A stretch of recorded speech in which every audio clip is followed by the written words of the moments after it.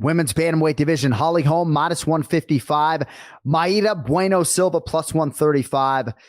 Holm really, Kenny, is so much better than her 8-6 UFC record suggests, in my mind at least. Outpointed Yana Santos back in March. She's won 3 of 4. That sandwiched around a 2022 5-round split loss to Ketlin Vieira, fight in which she was competitive and thought she won. She did. I'm not saying I did. On the other side, Maida Bueno, 5-2-1 in the UFC. She's been very active, Kenny. 2 straight submission wins, 3 straight wins overall. That serving to position her for her first UFC main event against a former world champion. Your thoughts? Yeah, this is an interesting fight. I think that Holly can be in the driver's seat, though. I think that her ability to outpoint her, to get in and get out, and stop the takedowns, that's going to be key. She's going to have to keep this on the feet. If she's able to go to the ground, she needs to be the one that's on top, utilizing her ground and pound. She can't get too fancy, though, with her grappling. You know, if she tries to exchange too much, Maida may be able to hit some kind of submission or reversal where she gets on top. But I think Holly, you know, you mentioned her record and how she's much better than her record. I think she's way better a fighter than what she shows. And I think a lot of that has to do with her nervousness, that nervous energy, that tension that she brings into the cage. And it's odd because she has so much experience as a boxer, as a mixed martial artist now, but she just needs to let go and let her skill shine.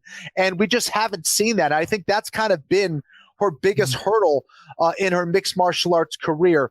But I do think she has the skills to get it done here. She's got to be able to land her strikes, get in, get out, stop the takedowns. If she's able to do that and win these exchanges in the clinch, I think she can do that. I think she's a better striker. You have to watch out for Maida. She's definitely a finisher. She can be crafty at points, but I think Holly just is going to be a little bit too much. I think Holly wins the decision here. Brian, what do you think about the main event this weekend? Does Holly Holm have a contract that states that she only fights in Fight Night main events? Because that's like all this she's ever in. A lot of Apex miles, huh? A lot of Apex miles with her. I love Holly Holm. I remember Holly Holm like when I was like kind of a fringe boxing guy watching boxing, and I'm like, man, she's really talented. Came out of the UFC. Lately, though, she's been crashing into her punches and really exchanging in the clinch game, and she likes taking people down now. Her cardio's elite. She's 40. In her 40s, I'm not exactly how old she is, but you know, her cardio is elite.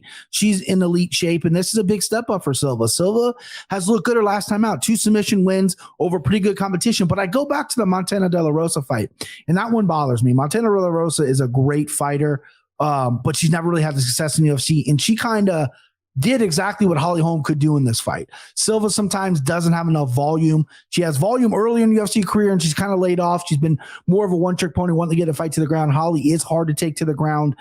She's big, she's athletic, she's strong in there. I think Holly's going to win a decision here. And I think it's going to be, it's going to be a typical Holly Holm fight. I want her to let her hands go because Silva is hittable, and if Holly can really keep at range and not crash in so much on her punches, I think she can really have a good night. But give me Holly Holm for a dub here.